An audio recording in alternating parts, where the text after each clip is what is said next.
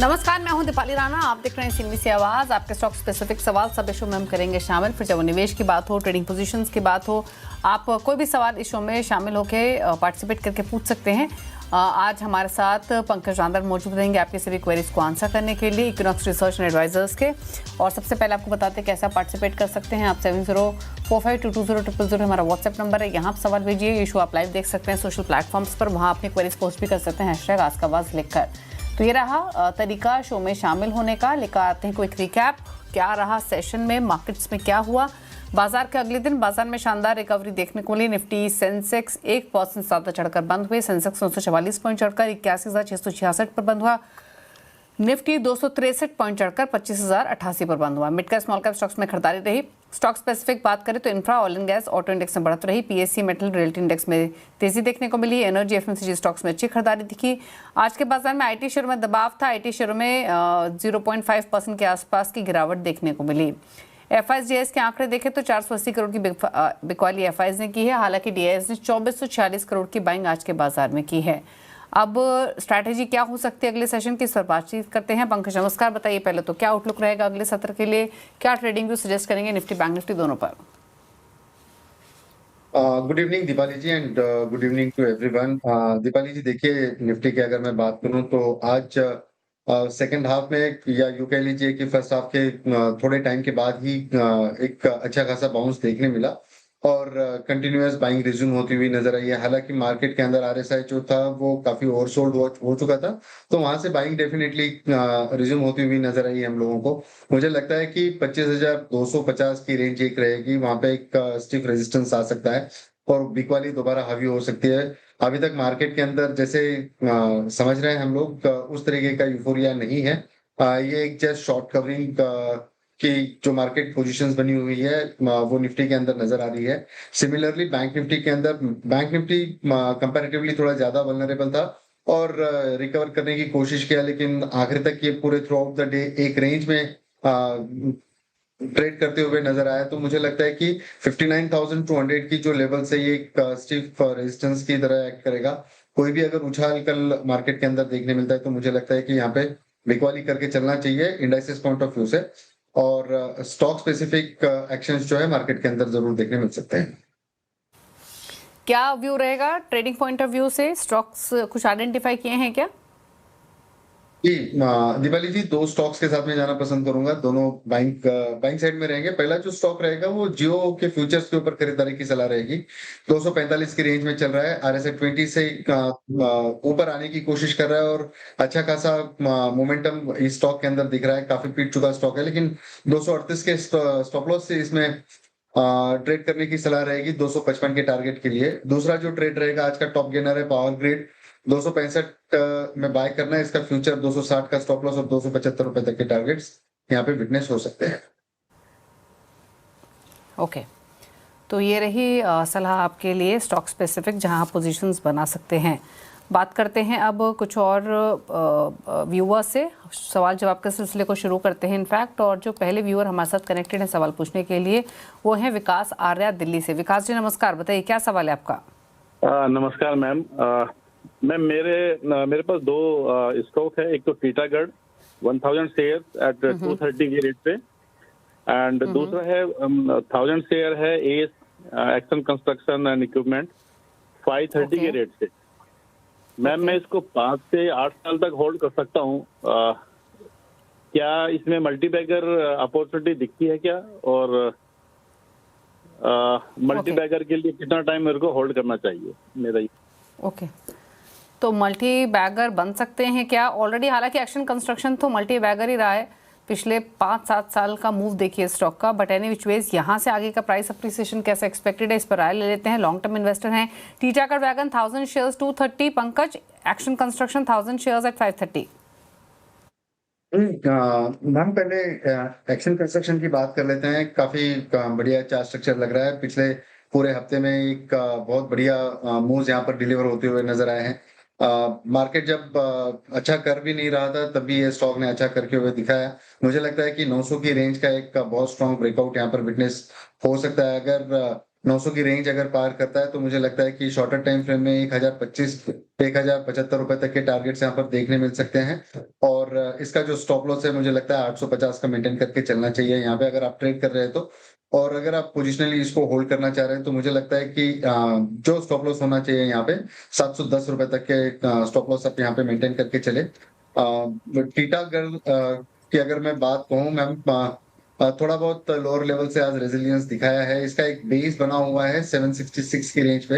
एक stop loss यहाँ पर मेंटेन करके चलना होगा 760 का अगर ट्रेडिंग पॉइंट ऑफ व्यू से देख रहे हैं। और अगर पोजिशनल पॉइंट ऑफ व्यू से अगर मैं कहूँ यहाँ पे तो 730 रुपए का एक स्टॉप लॉस यहाँ पर मेंटेन करके चले। ऊपरी लेवल पर मुझे लगता है कि 860 रुपए तक के टारगेट्स यहाँ पर शॉर्टर टाइम फ्रेम में देखने मिल सकते हैं। ओके, तो ये रही स्ट्रैटेजीज आपके लिए दोनों ही शेयर्स पर। बात करते हैं विकास से। अगले व्यूअर भी विकास ही हैं, ये हालांकि ये हमारे साथ कोलकाता से कनेक्टेड है। विकास बताइए क्या सवाल है आपका?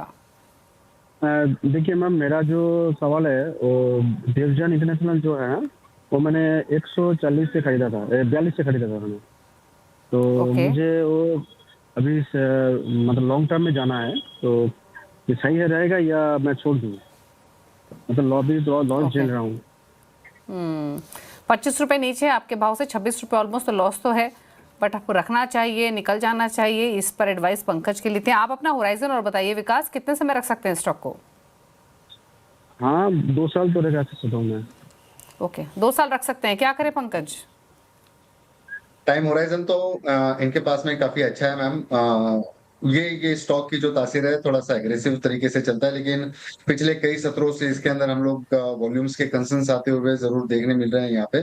मुझे लगता है कि इनका रेट तो जरूर इनको मिल सकता है। अगर शॉर्टर टाइम फ्रेम की अगर मैं बात करूं यहाँ पे तो एक स्ट्रिक्ट स्टॉप लॉस यहाँ पर मेंटेन करके चलना होगा जो कि 105 के आसपास का रहेगा। ऊपरी लेवल पर मुझे लगता है 125 135 तक के रेट्स यहाँ पर देखने मिल सकते हैं। बशर्ते यह है कि मार्केट भी थोड़ा साथ देना चाहिए इसको।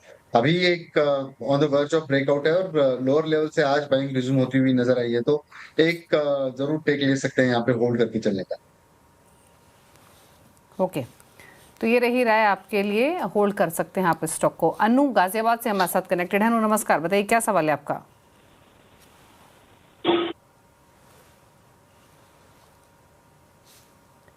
अनु अगर आप सुन पा रही हैं तो बताइए क्या सवाल है आपका? हाँ हेलो। हाँ मैडम, मेरे पास फिलिप्स के 10 शेयर हैं जो कि 3080 के भाव से खरीदे थे। वो अभी बहुत ही डाउन जा रहे हैं, उसको कब तक रख सकते हैं हम? ओके, तो अनु के हस्बैंड हमारे साथ कनेक्टेड हैं, गॉडफ्रे फिलिप्स की ये बात कर रहे हैं। 3010 की बाइंग है, 1916 पर बंद हुआ है आज। आपका व्यू क्या है स्टॉक में? ये इन्वेस्टमेंट है आपकी, तो अगर कितना और समय दे सकते हैं इस पोजीशन को?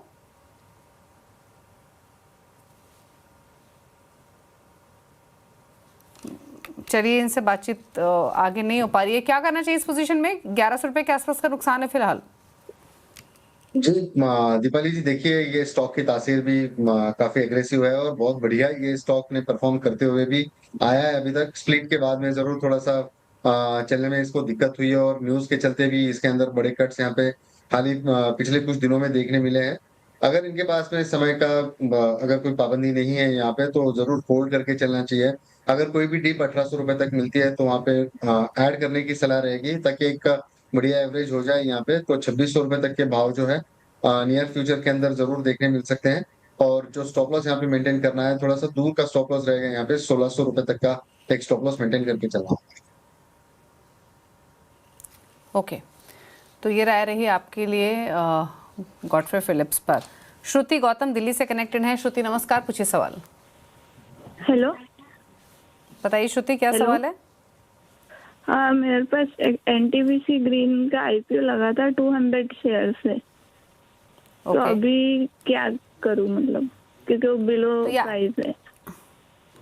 मतलब ये तो आईपीओ टाइम की आपकी होल्डिंग है, राइट? यस। ओके, क्या करना चाहिए? 22-23 रुपए नीचे एनटीपीसी ग्रीन।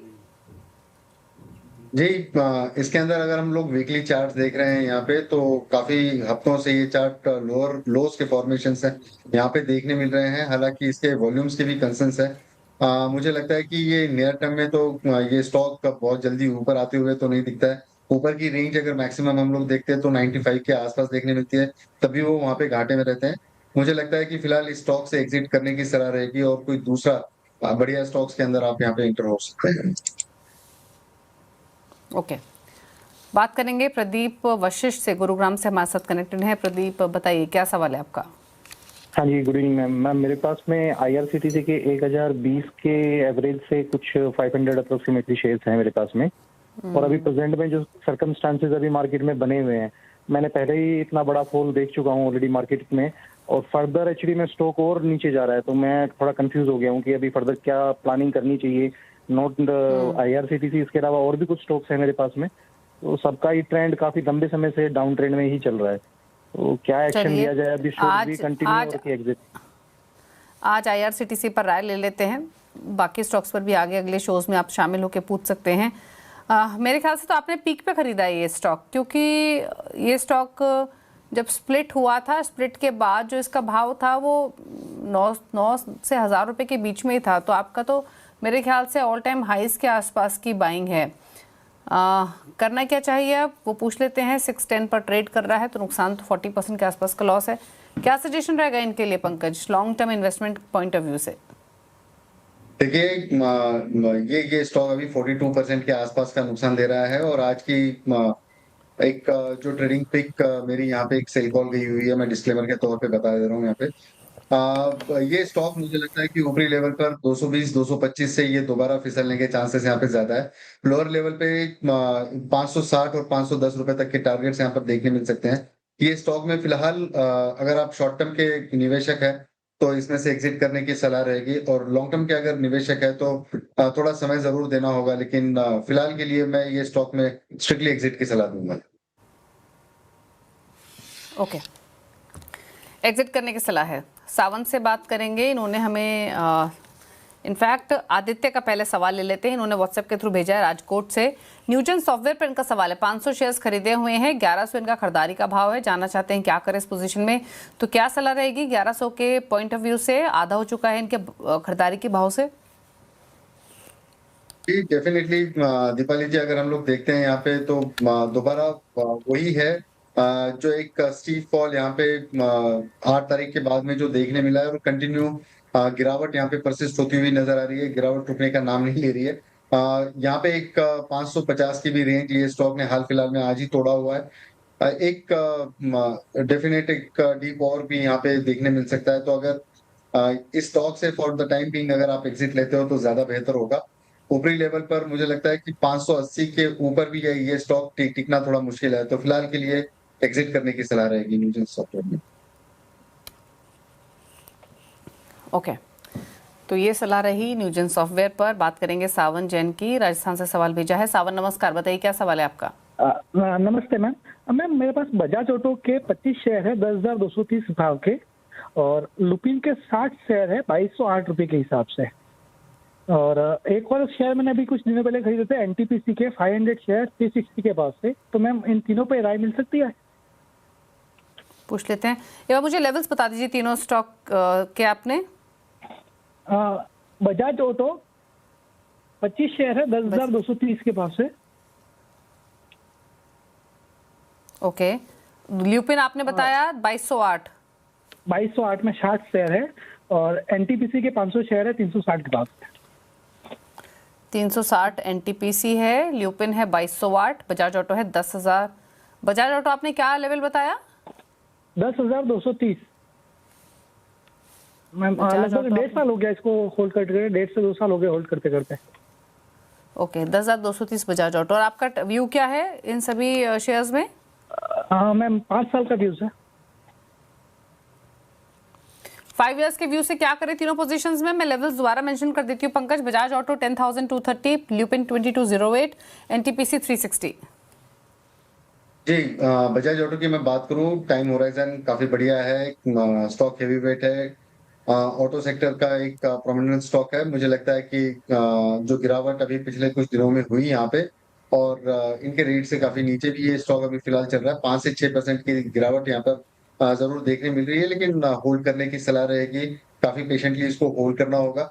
मुझे लगता है कि अगर पोजिशनल पॉइंट ऑफ व्यू से अगर इसको देख रहे हैं तो 12,000 रुपए तक के टारगेट्स यहाँ पर जरूर देखने मिल सकते हैं।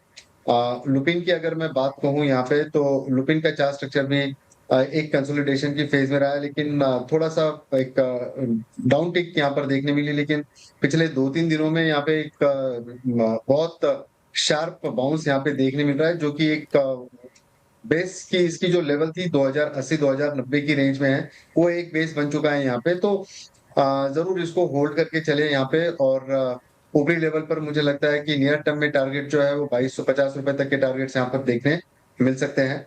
और तीसरा जो ट्रेड है इनका, एनटीपीसी का जो स्टॉक है, इसका भी जो चार्ट स्ट्रक्चर है वो काफी अच्छा लग रहा है मुझे। शॉर्टर टाइम फ्रेम में इसके जो रेट्स यहाँ पर है 380 रुपए तक के देखने मिल सकते हैं। पोजिशनल पॉइंट ऑफ व्यू से इसको जरूर होल्ड किया जा सकता है 450 के टारगेट के लिए। ओके, तो ये व्यू रहा आपके लिए तीनों ही पोजीशंस पर। बात करते हैं अब सोमनाथ सरकार से, नवी मुंबई से हमारे साथ कनेक्टेड है सवाल पूछने के लिए। सोमनाथ जी नमस्कार, बताइए अपना क्वेश्चन। हाँ नमस्कार मैडम, मेरे पास दो शेयर है, जेएसडब्ल्यू सीमेंट और Okay. टाटा टेक्नोलॉजी। तो जेएसडब्ल्यू सीमेंट Okay. मैंने लिया था 133 का एवरेज प्राइस है, क्वांटिटी 302 Okay. रुपया, सॉरी 302 मेरा क्वांटिटी और प्राइस है 133 रुपीज। और टाटा टेक्नोलॉजी क्वांटिटी है 126 एंड एवरेज प्राइस इज 899। तो क्या करूँ समझ नहीं पा रहा हूँ। ओके, क्या करना चाहिए? टाटा टेक जेएसडब्ल्यू सीमेंट दोनों में 645 पर बंद हुआ, जेएसडब्ल्यू सीमेंट में 133 की बाइंग है। क्या सलाह पंकज आपकी तरफ से दोनों शेयर्स में? जी, जेएसडब्ल्यू सीमेंट के अंदर होल्ड करने की सलाह रहेगी। मार्केट के साथ में ये भी काउंटर जो है वो अच्छा खासा परफॉर्म कर सकता है। ऊपरी लेवल पर 135-140 रुपए तक के भाव यहाँ पर देखने मिल सकते हैं, तो होल्ड करने की सलाह रहेगी। और जहां तक बात हम लोग टाटा टेक की करेंगे, यहाँ पे स्टिल मुझे लगता है बहुत कंसोलिडेटेड फेज में है। 660 के ऊपर के काउंटर के अंदर एक अच्छी स्पीड यहाँ पर विटनेस हो सकती है, लेकिन ऊपरी लेवल पर मुझे लगता है कि 710 के आसपास जब ये काउंटर आएगा तब एक सेकंड थॉट लेना चाहिए इसके ऊपर। ओके, आदित्य से बात करेंगे, नागपुर से कनेक्टेड है। आदित्य नमस्कार, बताइए सवाल। नमस्ते मैडम, मेरे पास बजाज फाइनेंस है और मैंने 980 पे लिया हुआ है और मेरे पास 175 शेयर है। जब से लिया है, जब से कंटिन्यू गिर ही रहा है, ये कुछ आगे परफॉर्म करेगा? आपका होराइजन क्या है? 6 मंथ। 6 महीने का व्यू। बजाज फाइनेंस 980 की बाइंग है, 903 पर बंद हुआ और 6 महीने से तो मार्केट्स की चाल भी ऐसी ही रही है। क्या सलाह इनके लिए 6 मंथ्स के होराइजन से? देखिए, ये स्टॉक के लिए और बाकी सारे फ्रंटलाइन जितने भी स्टॉक्स डिस्कस हुए हैं अभी तक, सारे में चैलेंजिंग सेटअप थे, लेकिन काउंटर के अंदर का पेशेंस हम लोगों को कम नहीं करना चाहिए। यहाँ पे मुझे लगता है कि एक 6 महीने के होराइजन से ये स्टॉक को डेफिनेटली होल्ड किया जा सकता है। अगर कहीं 880 के आसपास ये स्टॉक मिले तो थोड़ा बहुत इसको एक्यूमुलेट करके चल सकते हैं with the stop loss of 860। और ऊपरी लेवल पर मुझे लगता है कि जो टारगेट यहाँ पे देखने मिल सकते हैं वो 1000 रुपए तक के देखने मिल सकेंगे, तो होल्ड करने की सलाह रहेगी। ओके, होल्ड करने की सलाह है 1000 तक के लाइकली टारगेट्स के लिए। रुकने इसी के साथ एक ब्रेक के लिए, जल्द वापस आते हैं, कुछ और क्वेश्चंस को करेंगे शामिल। आप देखते रहिए सीएनबीसी आवाज।